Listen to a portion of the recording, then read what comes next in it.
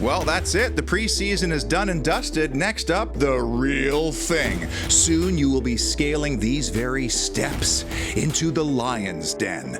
But rather than talking about Marseille or Villarreal in isolation, I'd like to talk about the themes that emerged from our preparations towards Newcastle, presented by the family-founded, Birmingham-based, vehemently Villa 24/7 services. Let's talk about this season's preparations.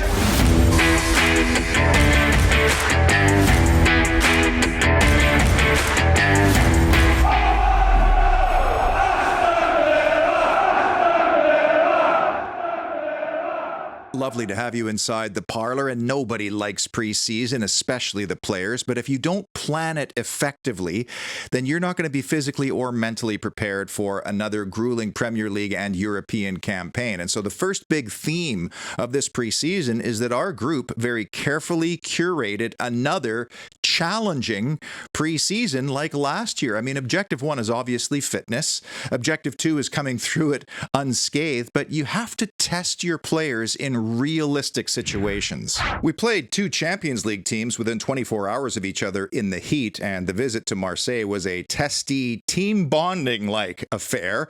Before that, Europa League contender for sure in Roma, then the difficult conditions in the US against teams that were in mid-season form, and before that, we tested the younger end of our roster against Hansa Rostock and Walsall. So, very good opponents, quick turnaround times, travel, difficult conditions, and we ended the perfect way possible with a win in Spain.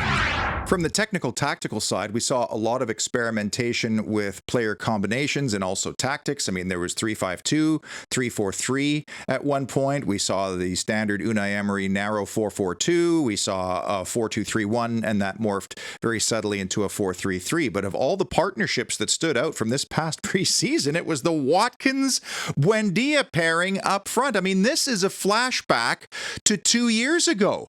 And who were we playing first 2 years ago? Newcastle. We need to bubble wrap Emi Buendia this week in training. One of Villa's hallmarks under Unai Emery is our ability to navigate through an opponent's press, and we saw it numerous times in preseason. And when we do break that first line of confrontation and then we accelerate away, it is exhilarating to watch. At times, though, our front press was also very effective, and I still haven't worked out the whens and hows and whys and what the triggers are, but we know Ollie Watkins is the guy who initiates where he wants the ball to go. Everybody falls in behind, and this is where Emi Buendia's energy really complements Watkins in the front press. From the recruitment and market standpoint so far, the idea is always to upgrade your squad everywhere you can, and I think we can all safely say that Marco Bizot is an upgrade on Robin Olsen, mostly from a distribution and comfort on the ball standpoint, but Bizot was the man last year at Stade Brestois, and they were part of a very successful, I think, European campaign. And then for Yvan Guesson, I think right now he's an upgrade on Leon Bailey, and the right-hand side is where he played the most, but he could also challenge Jacob Ramsey or others on the left-hand side because he's comfortable there as well. With those two additions, we saw once again how Aston Villa likes to do its business stealthily, under the radar, and I appreciate this. I mean, there were links to Bizot and Guesson earlier in the summer, but the signings came kind of out of the blue like they did with Amadou Onana last year, and maybe to a lesser extent Ian Matson. And I think it's important that Villa keeps it tight. Don't create expectations and don't allow another team to come in and hijack a deal. You know what else I appreciate is when you engage with 24/7 services to do your home or office renovation project. And thankfully, a lot of you have, and I would love to share some of that work more often, because the hardest thing when you have a bathroom or a kitchen or an Aston Villa man cave demo and reno is knowing who to trust and knowing that you're going to get quality for value. Well, 24/7 services work speaks for itself, and that's why I want to introduce you to their team members this year to see the level of quality behind the work. I might even ask them for a few Aston Villa predictions throughout the season. And you know what else? All Holy Trinity show viewers have always received a preferred quote. I just haven't mentioned it publicly yet. Until this year. On the constructive side of our summer recruitment, and I know there's still time until September 1st, but we haven't addressed a right-footed center back to cover Ezri Konsa or even Tyrone Mings and, of course, Matty Cash. And this has been an issue that has been ongoing for quite some time. I noticed a link recently with Belgian Alexis Saelemaekers at AC Milan, and they were playing at Stamford Bridge on Sunday, and I have to say he's a very tidy player who can break lines through dribbling or through passing, but he's a hybrid player. In this instance, he was playing on the inside left, even though he's known to operate as a right winger, right fullback, or a position in between.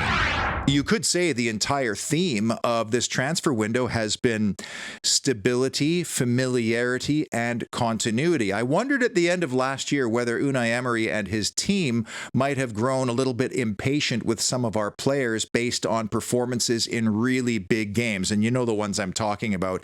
Even the PSG home game, which we won, had its warts, but there was the FA Cup semi-final, the final day game at Old Trafford, and instead it looks as though, at least now, Unai Emery is showing faith and loyalty to those players, because one thing that he craves in his team is experience, good or bad. And the proof of that was in the contract extensions of Tyrone Mings, Boubacar Kamara, Luka Dean, and rumored offerings to Jacob Ramsey, John McGinn, and possibly even Morgan Rogers. As fans, we look around and we see other teams spending huge amounts of money, but that doesn't guarantee success, short or long term. And a great example was at the Community Shield. It wasn't Liverpool that won the game. It was the small squad, but very stable and consistent and well put together Crystal Palace that won another trophy at Wembley. Our group gained a lot of valuable experience last season through 3 different competitions, and I often wonder if disappointment fuels you on the following year.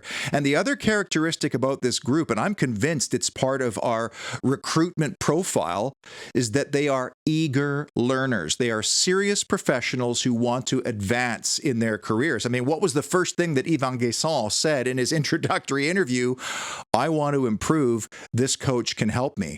So I look at the squad and I look at that attitude and I think, well, who in this group can crack on again this year? And it's actually quite a long list. The better question might be, who would have a difficult time improving this coming season? And I think the answer would be Youri Tielemans and Luka Dean. Tielemans could probably contribute a couple of more goals, but if those two improve from last year, then wow. But how about Ollie Watkins? He limped into the regular season last year. He is sprinting in on the back of 5 preseason goals this year. Boubacar Kamara had some injury trouble last year. Well, now he's settled with the new contract. Pau Torres was also injured last year, and he had his first newborn. It's a wonderful distraction, but it's still a distraction. Those guys could improve. Emi Martinez could absolutely have a better season than he did last year, and he'd be the first to admit it. And there was evidence of the world's number 1 at Villarreal on Sunday. But I also find it hard to believe that Ian Maatsen or Amadou Onana or Daniel Malen won't make more significant contributions in this upcoming season. So you take the experiences, the disappointment, and this insatiable need to always improve, and if every player just increase their levels by 2 to 5%, well, that gets me excited. On the negative side of our preseason, and I realize it is preseason, it's not the real thing, but we played 7 games and we conceded 7 goals at or beyond the 75th minute, which was a major issue for us last year that probably cost us top 5, maybe even top 4 or higher. And so we have to solve that problem, along with the conceding a goal on the first attempt on target against us issue, which happened 17 times. I mean, look down the list of competitions and see where we conceded ugly numbers. If we just improve those 2 aspects this coming season, it will help us dramatically. Off the field, our club continues to invest in infrastructure, including the Bodymore Heath expansion, which was just approved. They're adding a 2nd floor to the main building, which will house admin, nutritional, and dining facilities. They're even going to have overnight capabilities for up to 40 players if they want to stay there after an evening game. They're also going to build a brand new state-of-the-art pitch covered by a plastic bubble. And these are the kind of investments that help sway high-end players towards us over over competitors. Then you have things like replacing every single seat in the Trinity Road stand, or repainting the steps of the Holt, or trying to get the warehouse done in time for Christmas. I do believe the club has sold itself the warehouse as part of its PSR strategy. Bottom line, you know these owners are ambitious and committed, and it's the most stable I think this club has ever been. So after all that, I know what you're thinking. You're thinking, Pete, where is Villa going to finish this season? Well, that's for another show on another day. Soon, I hope, because it's almost go time. This really does feel like the week before Christmas, just with better weather. Until next time, thanks as always for watching, and obviously, up the mighty Villa.